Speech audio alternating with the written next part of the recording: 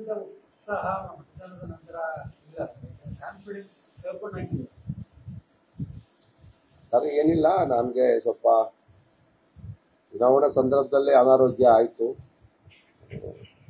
ಹಾಗಾಗಿ ನನ್ನ ಮಾತುಕತೆ ಸ್ವಲ್ಪ ಕಡಿಮೆನೇ ಆಯಿತು.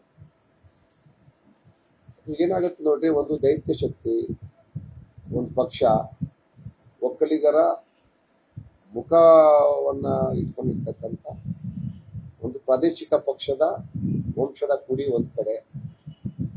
ಕಳೆದ ಚುನಾವಣೆಯಲ್ಲಿ ಕಾಂಗ್ರೆಸ್ ಪಕ್ಷ ಕಳೆದ 2 ವಿಧಾನಸಭಾ ಚುನಾವಣೆಯಲ್ಲೂ ಕೂಡ ಒಂದ್ಸಾರಿ ರೇವಣ್ಣವರು 30,000 ತಗೋತಾರೆ, ಇನ್ನೊಂದು ಸಾರಿ ನಮ್ಮ ಕಾಂಗ್ರೆಸ್ ಅಭ್ಯರ್ಥಿ 15,000 ತಗೋತಾರೆ.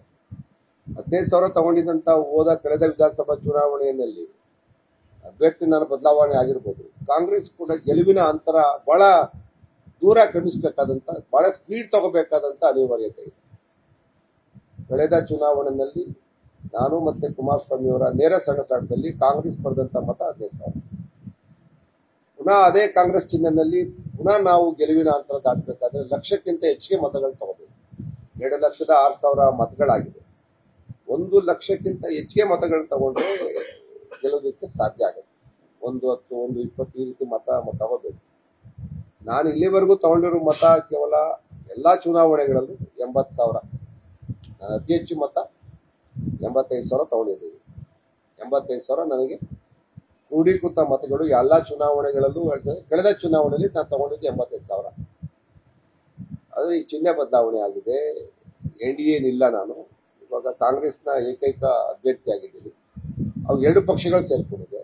ಈ ತಾಲೂಕಲ್ಲಿ ನಾವೇನೇ ಒಂದಷ್ಟು ಕಳೆದ 15 ವರ್ಷಗಳಿಂದ ಬಿಜೆಪಿ ಮತಗಳನ್ನ ಹೆಚ್ಚಾಗ್ಲಿಕ್ಕೆ ಪ್ರಯತ್ನ ಪಟ್ಟಿದ್ದು.